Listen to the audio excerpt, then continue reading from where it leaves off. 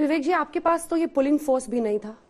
आपके लिए ये, आपने भी शायद वही देखा, लिखा, सुना, पढ़ा होगा जो बाकी देश ने देखा था और जितना वो जान पाए थे। फिर आपके लिए क्या, क्योंकि कुछ न्यूआंसेस ऐसे हैं, जब दिल्ली में बैठे पुष्कर नाथ को ठंड लग रही है, और ये मुझे लगता है कई लोग ये शेयर करेंगे कि दूसरे गर्म जगह में भी रह के उनको वहां की बर्फ याद आती थी और वो गर्म कपड़े पहनते थे। ये न्यूआंसेस और ये सब लाना, ये आपका पुलिंग फोर्स क्या था? और क्यों अपने ही देश में करेजियस, आज आप बहुत बड़े बहादुर कहला रहे हैं क्योंकि आपने कश्मीर पे फिल्म बना दी। तो आपने दो पहलू उठाए, मैं दोनों का छोटा छोटा जवाब दे देता हूं। पहला, तो मैंने ये फिल्म क्यों बनाई, ये सवाल बहुत दिनों से लोग पूछ रहे हैं, इसका मैं जवाब दिया भी नहीं है मैंने ढंग से, आज दे देता हूं। कि ऐसा है कि सब मुझसे ही कहते हैं ये फिल्म आपने क्यों बनाई है। जब स्टीवन स्पीलबर्ग ने शिंडलर्स लिस्ट बनाई, विश्व के एक व्यक्ति ने, और वो लोग भी जो मुझसे सवाल आज पूछ रहे हैं उनने भी ये नहीं पूछा ये फिल्म आपने क्यों बनाई है। हमारे लिए ज्यूज का दर्द, ज्यूज की पीड़ा एक्सेप्ट करना इतना इजी था। हमने कोई नहीं सवाल उठाता कितने लाख मरे थे, कितने नहीं मरे थे, क्या हुआ था। लेकिन जब कश्मीरी हिंदुओं की बात आती है तो ये फिल्म आपने क्यों बनाई है, ये आप ही ने, आप तो कश्मीरी भी नहीं है, क्यों बनाई है, इतने मरे थे, उतने मरे थे। इन्हीं सब विवादों को खत्म करने के लिए मैंने ये फिल्म बनाई है। कुछ चीजें समझाई जा सकती हैं, कुछ चीजें महसूस की जा सकती हैं। मैंने कभी, मैं जिस परिवार में बड़ा हुआ वहां पे सब कालिदास और नाट्यशास्त्र इन सब का चलता था। नाट्यशास्त्र कश्मीर में लिखा गया, पंचतंत्र जिसको पढ़ के हम लोग बड़े हुए कश्मीर में लिखा गया, उपनिषद कश्मीर में लिखे गए, शिव और सरस्वती कश्मीर से आते हैं, पंचतंत्र जो बच्चा पढ़ता है वो सब कश्मीर का है। मुझे कभी ऐसा लगा ही नहीं कि ये कश्मीरी पंडित हैं, ये कश्मीरी हिंदू हैं, ये कश्मीर है। मुझे तो हमेशा भारत ही लगा, और मुझे लगा जो कुछ भारत का हेरिटेज है, परंपरा है, वो सब कश्मीर में उपजी है। जैसे आज जहाँ काशी की बात करते हैं,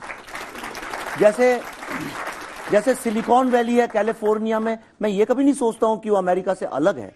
इसी तरह कश्मीर मेरे लिए हमेशा एक था। मैंने जब कश्मीर पे फिल्म बनाई, 4 साल हमारे दिमाग में भी नहीं आया कि हम कश्मीर पे फिल्म बना रहे हैं। मुझे तो लगा हम भारत पे फिल्म बना रहे हैं। तो मेरे दिमाग में कश्मीर कभी भारत से अलग था ही नहीं, इसलिए ये फिल्म बनाई। आपका कैरेक्टर पल्लवी जी ऐसा है जो जो ऐसे लोग हैं जो इन्फ्लुएंस कर रहे हैं और कश्मीर को दूसरे चश्मे से देखते हैं, उसको आप रिप्रेजेंट कर रही हैं। लेकिन पर्सनली जब आपने रिसर्च किया, कभी ऐसा मौका आया किसी के दर्द के सामने आप खुद ही बिखर गई और टूट पड़ी, जो सबसे हार्ट रेंडरिंग मोमेंट रहा हो आपका? अंजना जी, हमने जो 4 साल पहले जब शुरुआत की थी रिसर्च की, तो डॉक्टर सुरेंद्र कौल आज यहाँ है, वो हमारे साथ, उन्होंने हमें उन व्यक्तियों से, उन परिवारों से मिलाया जिन्होंने अपने किसी सगे को खोया था।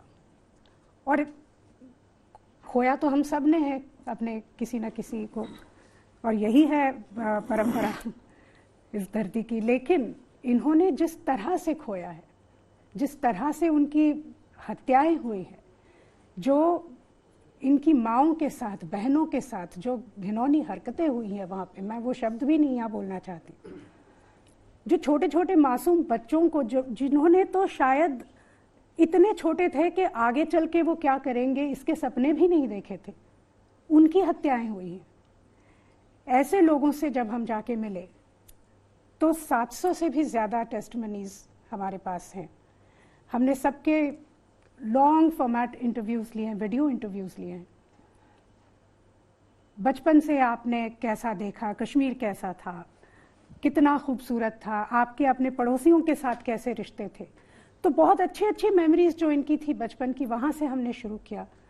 और इनके साथ क्या हुआ 1990 में, उस टॉपिक पर आते आते मैं आपको बता नहीं सकती। ये जो 700 लोगों से हमने बात की है, एक से एक ऐसे दिल दहलाने वाले किस्से, कहानियां जो हमने उनकी सुनी,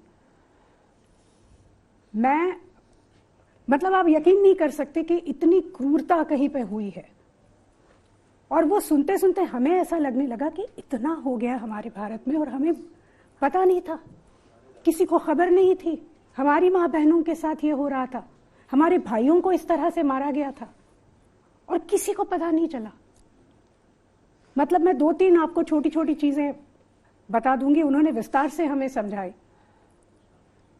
एक व्यक्ति हैं, उन्होंने कहा था कि वो और उनकी बीवी, उनकी एक छोटी बच्ची थी और वो दूसरा बच्चा एक्सपेक्ट कर रहे थे, और अचानक एक दिन वो ऐसे निकले वहाँ से, वो जम्मू आए थे किसी काम से, उनकी बीवी कश्मीर में रह गई, तो वो गए और जिस हालत में थी उनका बस हाथ पकड़ के निकल आए वो, ना उन्होंने कपड़े लिए वहाँ से, ना कुछ सामान ले पाए। और जब आके जम्मू के कैंप में वो रहने लगे तो और कोई 7, 8, 10 लोग उनके साथ एक ही टेंट में, पैसे नहीं थे, जो थे सब वहीं रह गए। तो उन्होंने सोचा कि दूसरा बच्चा हम इस दुनिया में लाएं तो कैसे लाएं, उसको एजुकेशन हम कैसे दें, हमारे पास कुछ नहीं है। तो बिल्कुल दिल पे पत्थर रख के उन्होंने उस बच्चे को गिरा दिया, और सिर्फ वो एक जो बच्ची थी उसके एजुकेशन पे उन्होंने कंसंट्रेट किया। एक महिला ने हमको बताया कि उनके, एक सेकंड निया, और उन्होंने हमको बताया कि 30 साल तक, हमने 2 साल पुरानी, उन मियाँ बीवी ने, पति पत्नी ने कभी इस विषय में बात